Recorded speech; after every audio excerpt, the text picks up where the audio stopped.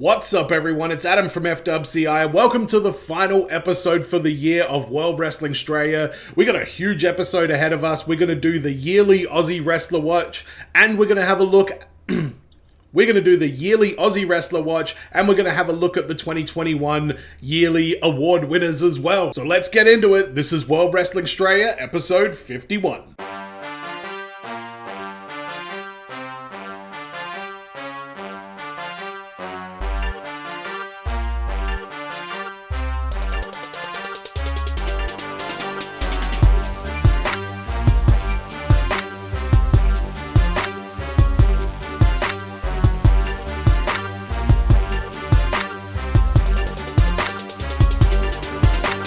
So before we get into anything, I am going to make a point to take from Survivor Series until the Royal Rumble off every year. That'll just give me a bit more of the weekend to focus on my other channel over the Christmas period, which is very busy, and that channel's monetized as well, so that's kind of a priority as well. And it will also give me a chance to sort of reassess the show, see what's working, see what we can improve, see what I can do better for the following year. So let's jump into the yearly Aussie Wrestler Watch. We will cover what happened this week as well. So let's start off with the Nightmare on Raw, Rhea Ripley. She defeated Carmella in singles action and was on the Raw Women's Survivor Series team. I'm going to go through Survivor Series in a bit more detail in the news, but it was not a good showing for Rhea Ripley. It was okay, but it just wasn't good. But let's have a look at the year that Rhea's had, and we're going to put a rating on this at the end as well. So on January 6th, Rhea lost to Raquel Gonzalez in a last woman standing match on NXT. Then we didn't see much of her until the Royal Rumble, where she almost won it. She went down to the final two with Bianca Belair eventually taking it. But Rhea did end up moving to Raw and taking the women's title from Asuka at WrestleMania, and she lost the title to Charlotte after a 98-day reign. Okay, that's fine. She then won the tag team titles with Nikki Cross, or Nikki ASH.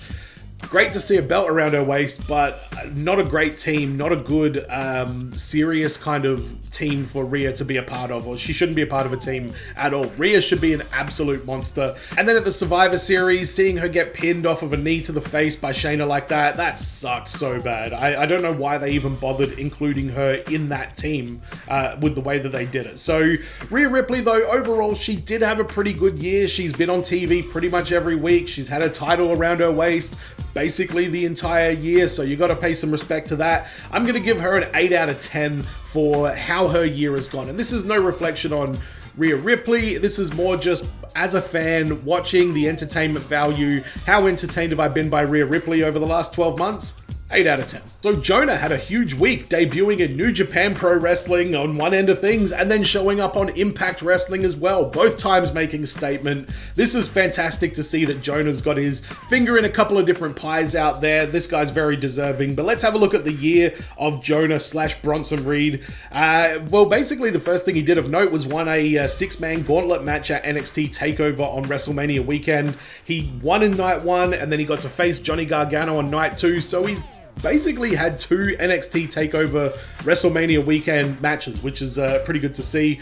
Unsuccessful in taking the title from Johnny on that night. He did defeat Gargano at the NXT TakeOver in Your House in June to win the North American Championship.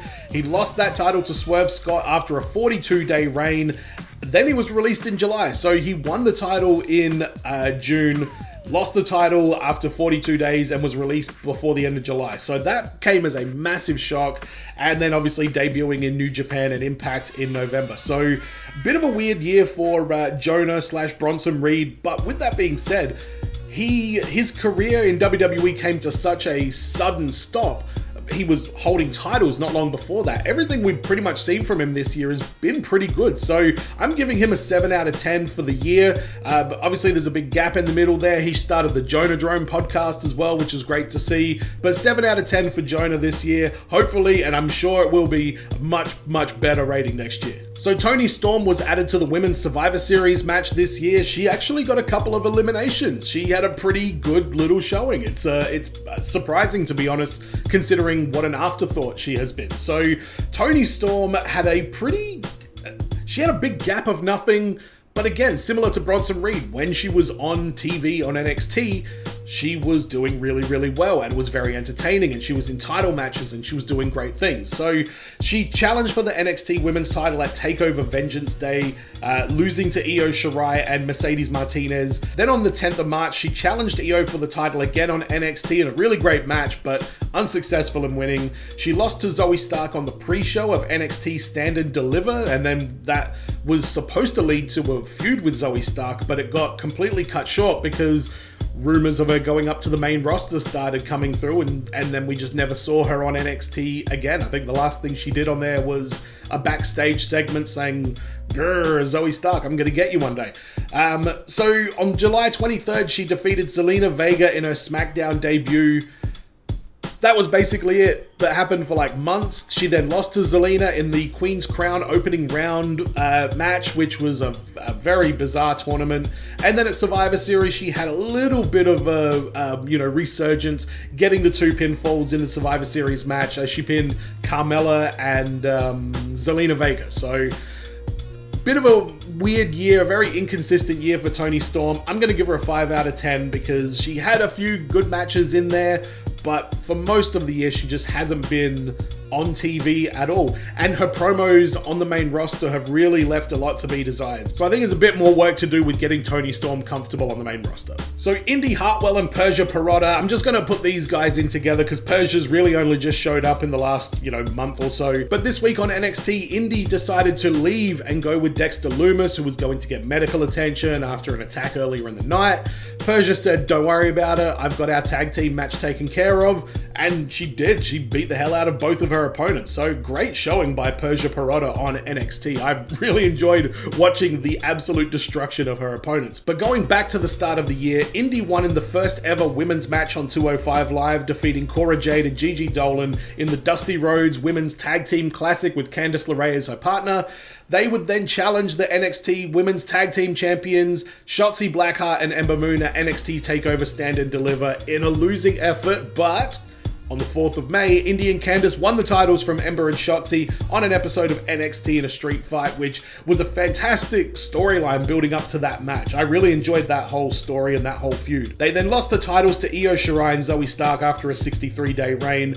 We then had the whole Index storyline, which was just so much fun and such a joy to follow along with on NXT. That really gave Indi, even though she wasn't having many matches, that really gave her something fun and entertaining to really sink her teeth into, and I think she did a great job.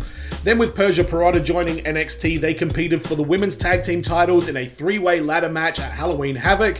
That match was won by Toxic Attraction, but Persia and Indi both have been looking amazing every single week when they're on NXT. I give specifically Indi, like I say, Persia's kind of come along lately, but she really hasn't had a negative effect on Indi Hartwell or anything like that. So these two get 9 out of 10 for how entertaining their year was in 2021. So Grayson Waller joined WWE this year. He's only been around for a little while, but he started on 205 Live with a little bit of a win streak before joining the NXT roster. He's had a solid feud with LA Knight over the last few weeks as well. His matches have been really entertaining. He's got plenty of exposure. He's really doing his thing in a sincere kind of... I'm really getting into the character. I dig what he's doing and what he's saying and where they're putting him on the card and things like that. With that being said, it's still only been a couple of months, so Grayson Waller for this year, 6 out of 10. And Duke Hudson's got a similar story to Grayson Waller, but this week he got to powerbomb Cameron Grimes through a poker table during their poker showdown after Duke folded because Grimes basically bluffed him. I don't understand the rules of poker, so whatever. It was an okay segment, but the finish was great with Grimes getting put through the table. So Duke debuted in NXT around the inception of NXT 2.0. Well, actually a little before that in the Breakout Tournament. He lost in the Breakout Tournament to Carmelo Hayes after he nearly punched Ika Manjiro's face off of his shoulders. My God, can we have a look at that? We're just gonna punch Jiro right in the face. Eesh, Duke, calm down there, buddy.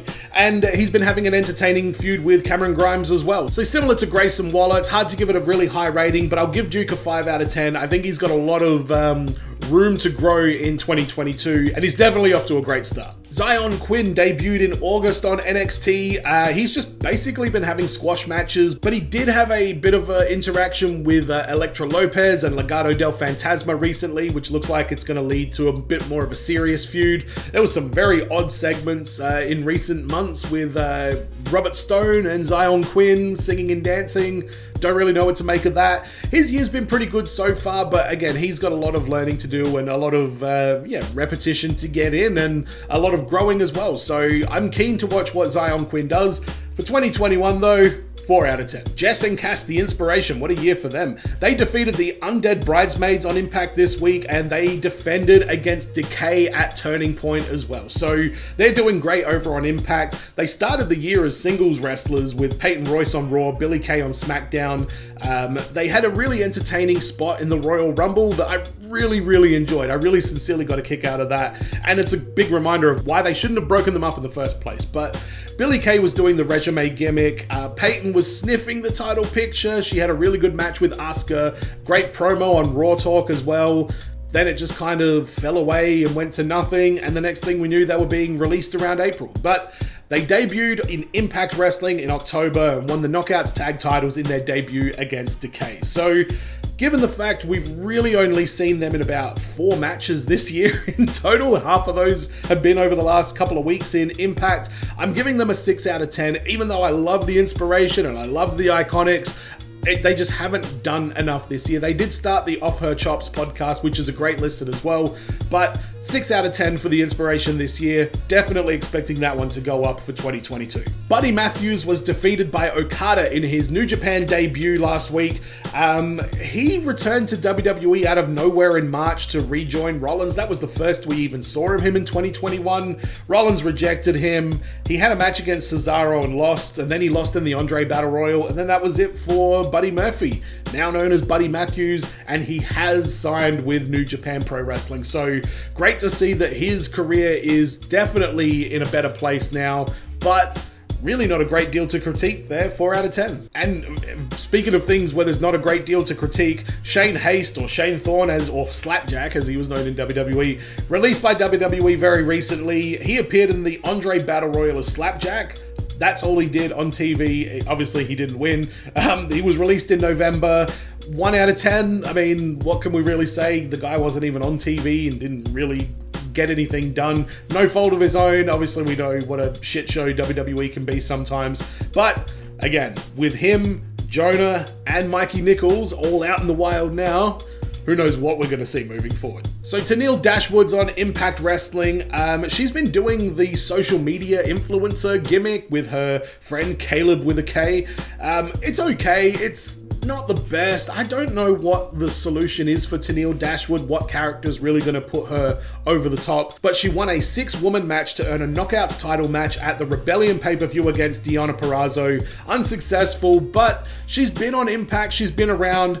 4 out of 10 for 2021. Now, I don't follow a great deal of Japanese stuff, but I've been trying to keep up to date with what's going on with Robbie Eagles over in New Japan as well. He defeated El Desperado to win the New Japan Junior Heavyweight title this year. He then defeated El Desperado. It's been a bad year for El Desperado. El Desperado and Yoshinobu Kanemaru, I think, one of those things, defeated them for the IWGP Junior Tag titles with Tiger Mask as his partner. He then lost the IWGP Junior title back to El Desperado recently in November. So he's still got a title there, obviously doing great things. There was a double champion in New Japan for a while. He's been pretty consistently doing his thing throughout all the restrictions and stuff that have been going on. And Robbie Eagles is a legend at this point as well. 7 out of 10 for the year. And last but not least, the greatest ledge of all time, Adam Brooks. He's been winning and defending championships all year. He currently holds the Riot City Wrestling Emerald Crown title, the Southern Territory Wrestling title, and is the longest reigning MCW champion in history still. So, bit of a setback for him with the news of ROH, but he's been working matches non-stop all year on Australian soil, having a great time, getting great results as well. 8 out of 10 for the year. Congratulations, Brooksy.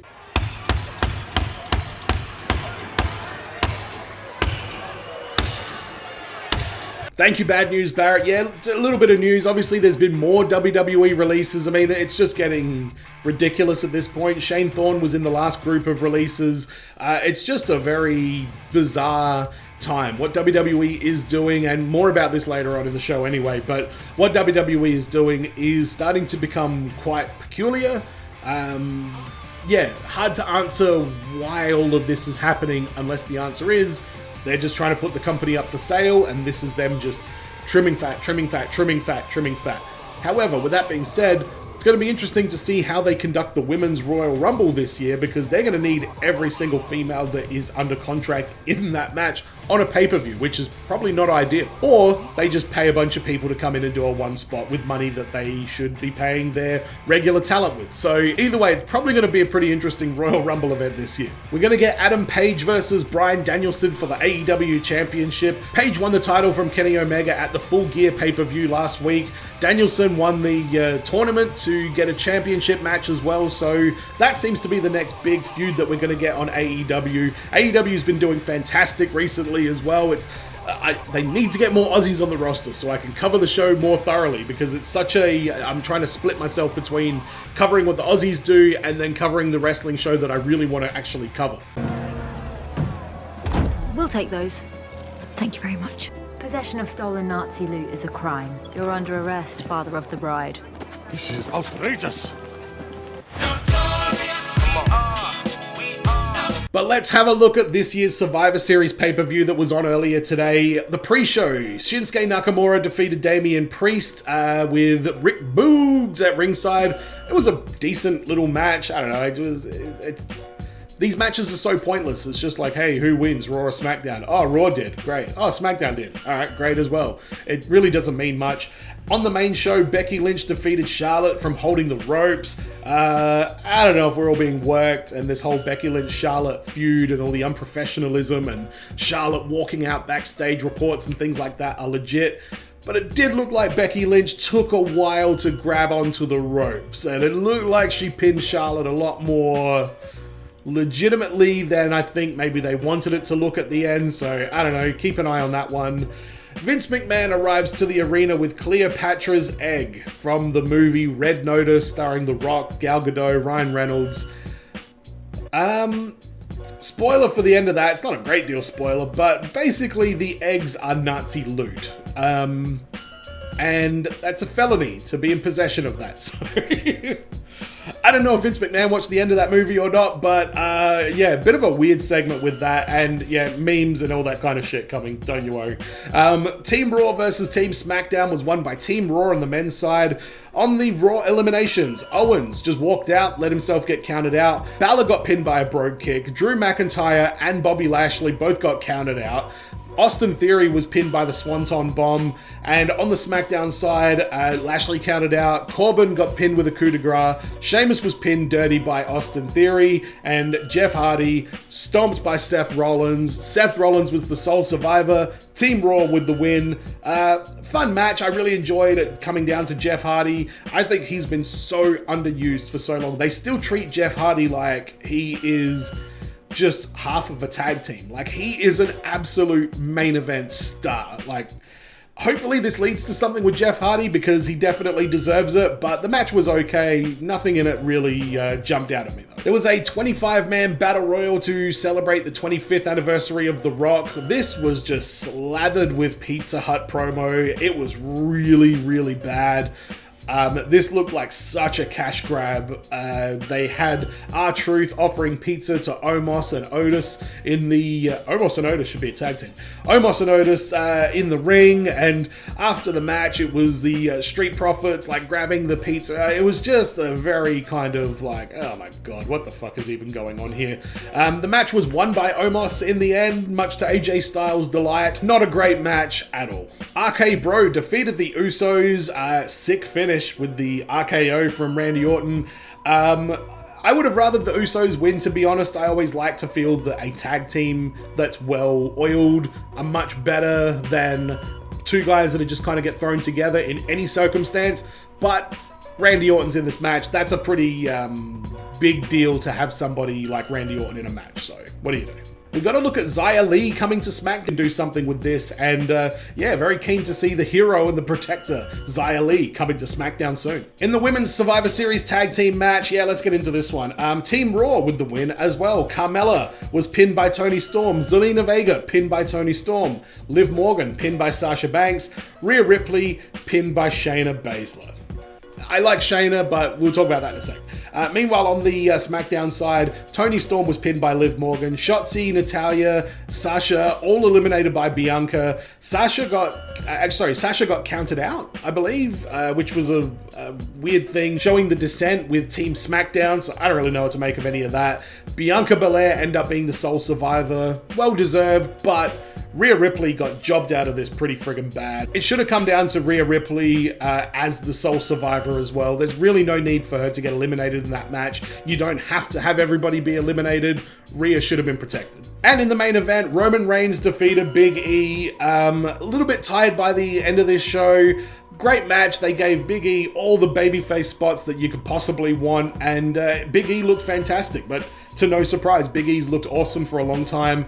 Roman Reigns picking up the win, and we had a weird thing with Brock Lesnar being announced that his suspension is over, and then he didn't show up, unless he was supposed to show up on SmackDown or something. I don't know what happened with that, but I think everybody was waiting for Brock to show up at the end because they brought him up, and then the guy just was never there. So that's going to do it for the news and results, which means it is time for the first ever World Wrestling Straya Yearly Awards.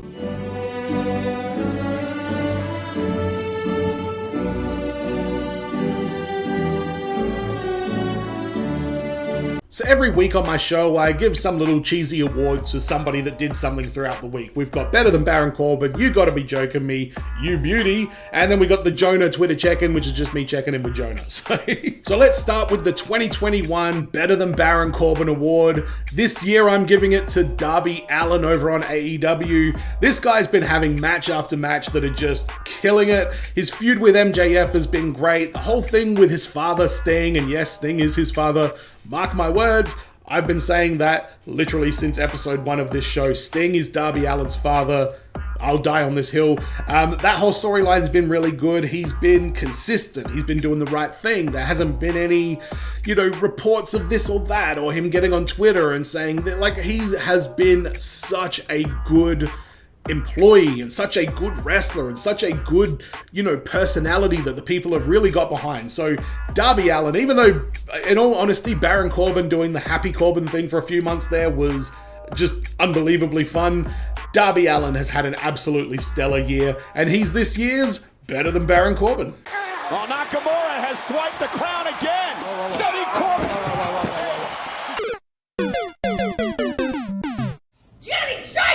And let's have a look at this year's You Gotta Be Joking Me for the year. And it was the headlines that just dominated this show for months and months and months. All these WWE releases are a massive You Gotta Be Joking Me. Never mind the quality of the talent that they've been releasing, but the timing of it. Like releasing a whole bunch of people just before Christmas time. Could you look like any more of a, Ebenezer Scrooge type character or company at this point? It's getting pretty disgusting. I still think they're just doing this to improve the bottom line before they sell the company and maybe the next financial quarter or whenever it is coming up. But it's been a appalling year on WWE's part. I'd love to know if the shareholders are questioning this. I mentioned before that throughout all these releases, they've gone and hired Goldberg. They've gone and hired Eva Marie, for God's sake. I want to know if the shareholders are questioning some of these decisions, because all they're doing is just empowering all the other organizations and saying, all right, here's a bunch of talent, which is actually a really good thing for us. But with that being said, you don't want to sign a contract somewhere that says we'll keep you here for 3 years or 5 years and then get released 2 months into it or 1 year into it. That is just bad business. That makes them very unreliable and untrustworthy, in my opinion. And it's these kind of things that the fans get to hear about that are going to change people's perception of what WWE is and what they do and how they conduct their business. So WWE is going to want to walk a very fine line between just culling their talent and looking like a company that actually has a bit of humanity and is a little bit interested in the wellness and welfare of their talent just as much as they're interested in their own profit. But there's really nothing else to say about these WWE releases. Hopefully this is over. I mean, they don't have anybody left that they can release, but every single time that came out, it made me say, you gotta be joking me. So that's why it's the 2021 You Gotta Be Joking Me. You gotta be joking me. And as always, I can't have a You Gotta Be Joking Me without following it up with a bit of positivity, so let's have a look at the 2021 You Beauty Award. You beauty! You beauty! So following up with WWE releasing all those people, the You Beauty this year is all the other companies that are now able to sign them up. I mean, the landscape in wrestling is finally changing. We've had Impact Wrestling or TNA saying that they want to change the landscape, and they never did. We had... hang on, does Game Changer... No, the other one, Jeff Jarrett's one, the green one, where they were selling gold. Global Force, did that do anything? I don't think it ever did. MLW had a bit of a moment there. NWA Power had a bit of a moment there. But nothing's ever going to touch WWE. AEW was giving it a red-hot crack. And the fact that they've managed to sign Danielson, Punk, Adam Cole, Malachi Black, Andrade, Bobby Fish, and even others like Everrise and stuff like that, they've really had their pick of all these released talents. Say, all right, well, we can do this with that guy, we can do that with that guy, and they've picked quality talent that are creatively starved. Let's just be honest. They're creatively starved. Going somewhere else where they're allowed to have more input on what they do is a very attractive thing to somebody who is a creative-minded person. So that's been going on, not to mention Impact signing Jonah and the Inspiration and Buddy Matthews over in New Japan as well. It's been a huge year as far as moving things around. It's like in basketball, they have rebuilding years. This year felt like a rebuilding year. With 2022 around the corner, with AEW able to do proper live shows, and with the roster that they've got and the TV deals and everything, 2022 is going to be an absolutely crazy year as far as seeing seismic changes in the world of wrestling. I'm going to predict it, because even with the handicap of the pandemic, AEW has still managed to do so much better than WWE has. And this has been the case for years and years. WWE just hasn't been putting out good content. You get maybe one in every 50 hours of Monday Night Raw is actually good, and that's not a good ratio. So the 2021 You Beauty Award goes to all the wrestling companies out there that are signing people up, giving these wrestlers a chance, giving them a creative outlet, and hopefully benefiting from these wrestlers having this outlet to tell the stories they want to tell and these things that they've had inside them for such a long time. You beauty! You beauty! And a quick Jonah Twitter check-in. This is just a picture of Jonah and Jeff Cobb pointing at each other like the Spider-Man meme, which made me very, very happy because I love that meme. Love Jeff Cobb, old Matanza Cueto himself, and obviously Jonah is my hometown boy, so the guy's a fucking king. This is a great meme, loved it. Go check out Jonah on Twitter, go check out the Jonah Drome as well, and show the guy some love and support through his journey at Impact Wrestling as well. And that's going to do it, everyone. Thank you for checking out World Wrestling Straya. It's been a fun year. This is the first year of the show. Still a lot of stuff to work out, still a lot of things to do, but I'm hoping that next year I get to bring you more interviews. There's going to be a ton of WWE 2K22 content, guarantee on that. There's going to be figure giveaways and everything like that as well, so I do intend to keep doing this show. So subscribe to this channel if you haven't already. Go check out NBA Straya. This show would not exist without Jimmy from NBA Straya doing his thing, and then me listening to it and then ripping it off and doing my thing. So shout out to Jimmy, he's an absolute legend. The NBA season's getting fucking wild. I'm just gonna chuck a meme at the end of this with something that happened today that was absolutely insane. But if you like your NBA and you like your Straya, then you'll probably like NBA Straya. And of course, the Wrestling with Figs podcast, they've been a great supporter of this show as well, Chris and James. If you do enjoy your collecting and you're from Australia and you like to hear about what's going on with the world of wrestling figure collecting down under, go check out the Wrestling with Figs podcast with Chris and James, or go join the Figs Down Under Facebook group on Facebook as well. Again, thank you guys for all the support. I can't wait to get back to World Wrestling Straya next year already. I know that we're going to have a wild Royal Rumble season. AEW is going to be on fire. I will still upload wrestling related stuff. There might be an emergency episode here or there if stuff happens in the meantime, but it will definitely be helpful to have a bit of a break over the Christmas period, especially with my main channel, FWCI, etc.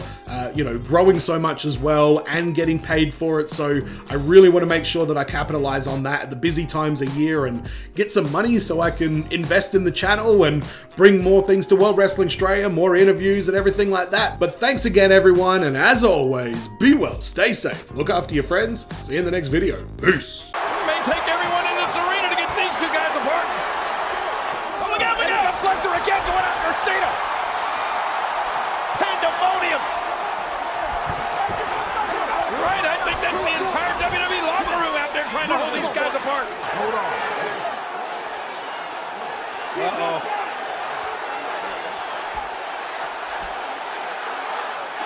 Well, I told you, you don't slap Brock Lesnar in the face and get away with it. Yeah, but you got to hand it to Cena, King. John Cena walked straight down to this ring, got in Lesnar's face and smacked him. Oh, no, not And again. again, Lesnar's heading after Cena. Lesnar just threw a right hand